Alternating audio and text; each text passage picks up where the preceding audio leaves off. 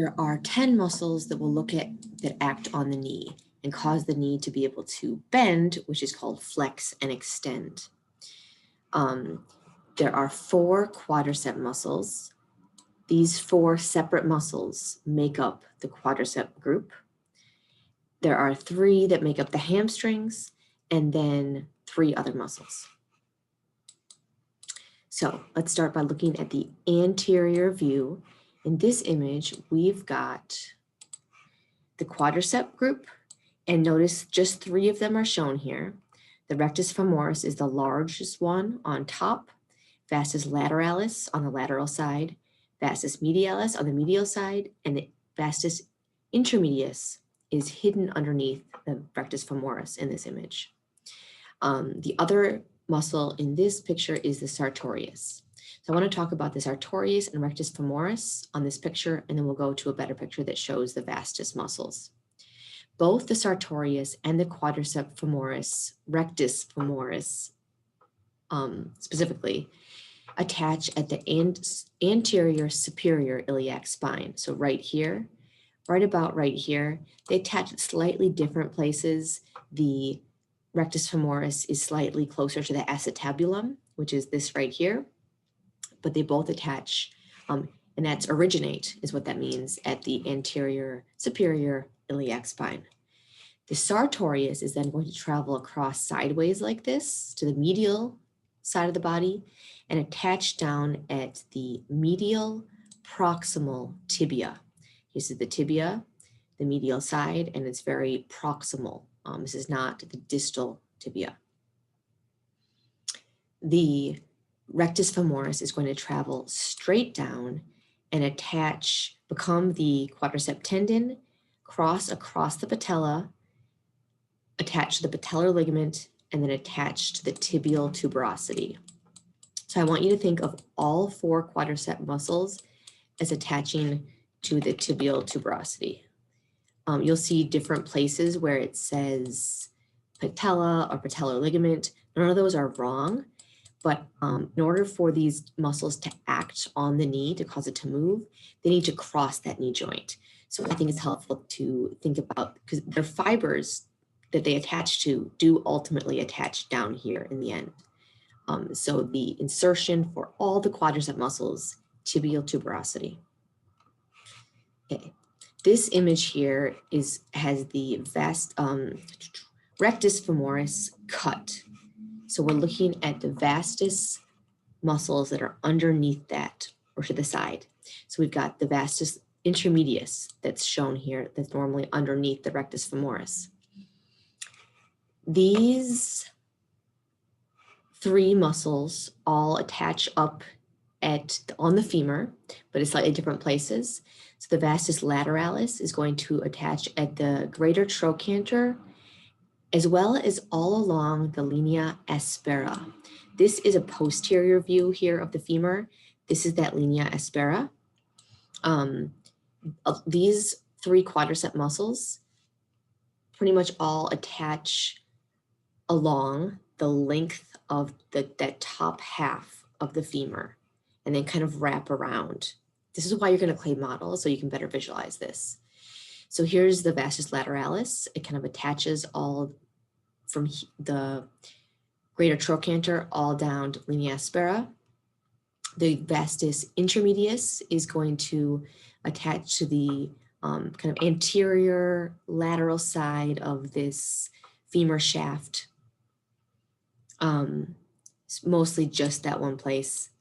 And then the vastus medialis is going to attach to this all along the linea aspera from the top right near the other muscle attachments all the way down the linea aspera.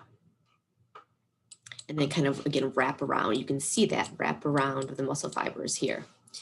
All 3 of those insert the tibial tuberosity. Okay, let's move to the posterior view. These are the hamstrings shown here. This is a posterior view of the bones as well.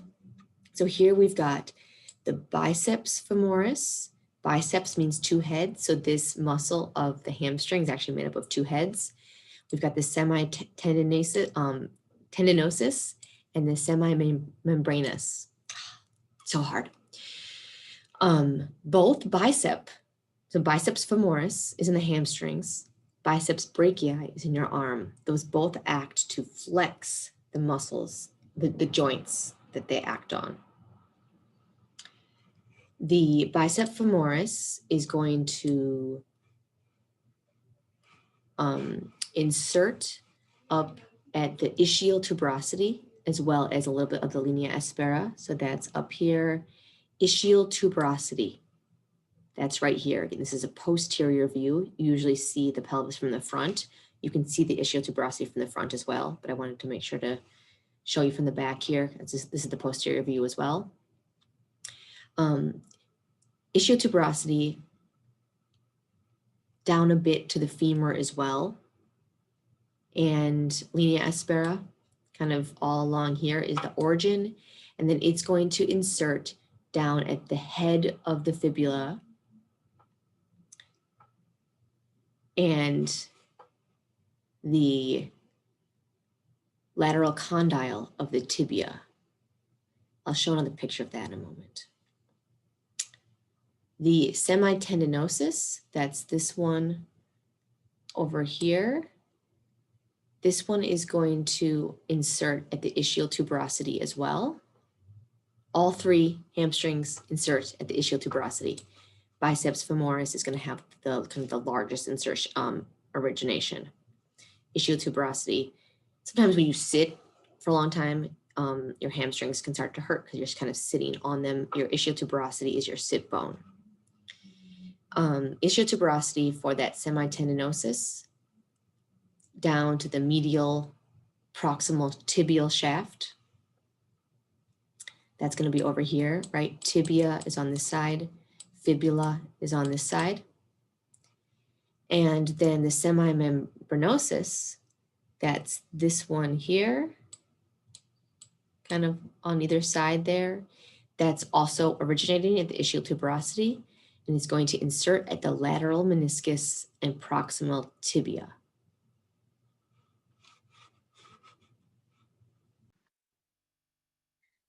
So here's a better image to show the hamstrings specifically, where they attach at the origin at the ischial tuberosity. Ah, wrong one. There we go, ischial tuberosity, and then insert either for the bicep femoris over here on the fibular side, for the, let me just make sure, okay, for the semitendinosus down at the medial proximal tibial shaft, and the semimembranosus, that you can kind of see here, it's at that semimembranosus, we're at the medial condyle of the tibia. So closer, like right here, the condyle itself.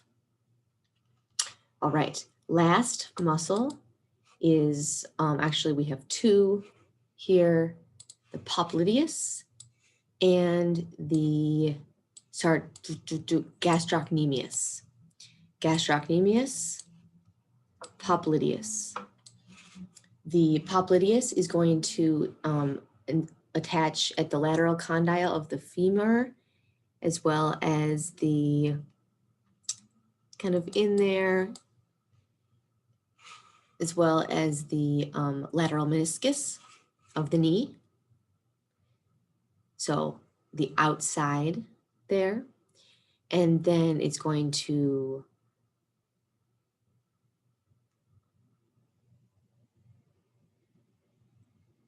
travel down and attach at the proximal tibia. Again, this inside here is the tibia, over here is the fibula.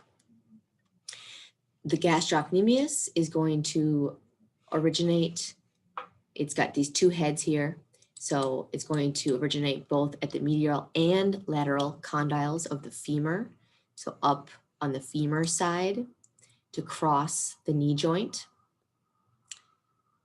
medial and lateral condyles of the femur, and then both of those are going to insert down at the calcaneus.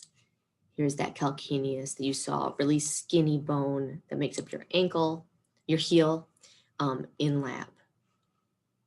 Okay, I hope this helps give you a little bit of background before lab. Again, you're going to be looking at these in detail and putting them on the mini skeletons to really learn where those muscle attachments are.